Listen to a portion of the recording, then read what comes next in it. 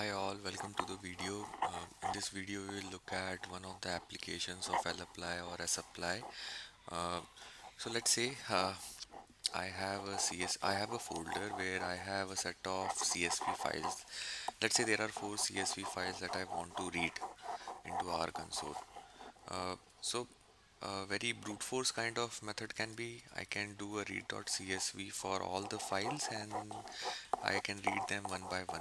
But since these are only four files, I think this method is still manageable for someone who doesn't have an understanding of lapply supply. He can just use these four individual lines of read.csv and read those files. But let's say if there are a batch of files, let's say I'm talking about 100 files or even more than that, can I create a certain uh, parameterized where by virtue of which I just supply a working directory or a path location and that function can read all the files or all the CSV files into a list. So we can do that. We can definitely create something like that. So the first thing is we basically need to get this folder location log.dir. So I'm basically creating a variable loc.dir location.directory and I'm storing the path name here. I will just set it up appropriately. Okay, I initialize this. Now let's say I want to know the name of the files that are in this folder. File dot list. Okay, list dot files. I think the function name is list dot files. Okay, now list dot files, if I provide it with a directory name or a folder name, it will give me all the files that are present. So in our folder also we saw there are four files present, and using list.files I see that there are four files present. Okay, now we'll just directly jump to creating that lapply construct where I basically provide it with the location, or better yet, okay, I provide it with the directory and then I write a function.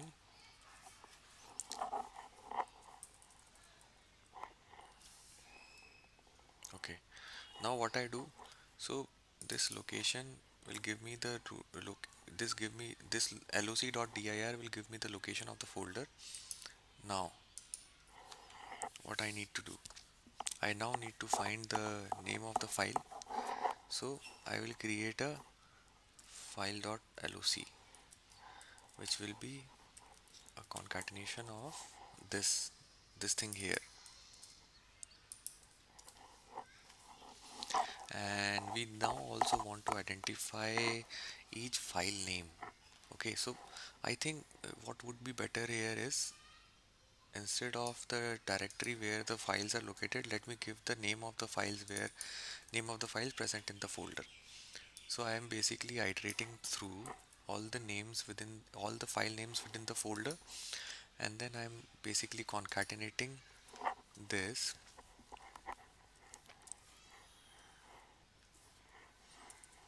Okay, and then okay, now let's say just to test this function, let me initialize, let me give x as, okay, so now I will test the string that I have created.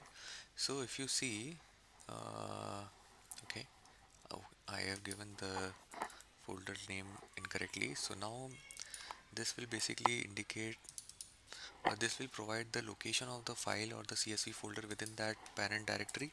Now what I will do, write read.csv. I want to basically read the file which is basically present at this, and uh, string, I basically want to name string as factor is equal to false, and let me name it as z or z, and let me return z.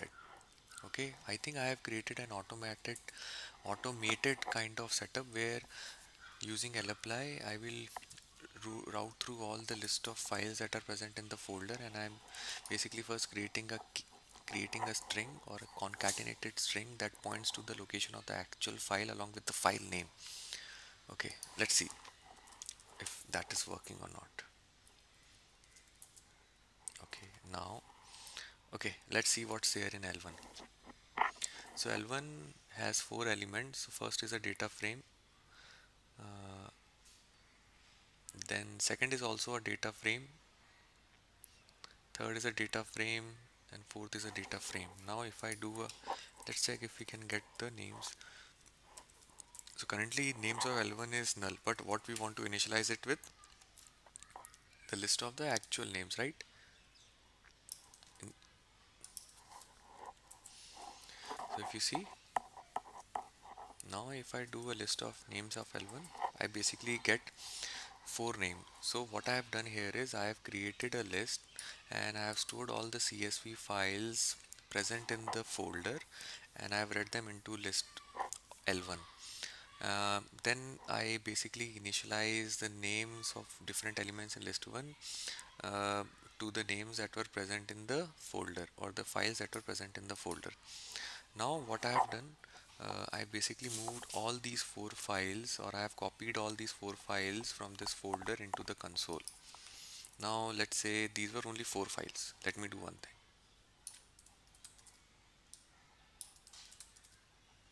just to see how exactly is it faring. Okay, now I think there are how many? I think 32 items present.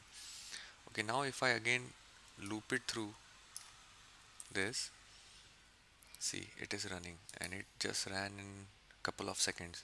So currently it has 32 elements, and if I now again assign the list of files that are present in the directory to the names within that list, then you see all these 32 files are present. So in this way, even the purpose of this is basically to give you an understanding of how lapply can be used to read different files within a folder. So currently I just have read.csv, but I can create a function that can read, I mean, not only CSV files but XLSX files, tab separated .txt or SAS files. So I can read a function, I can write a function like that also.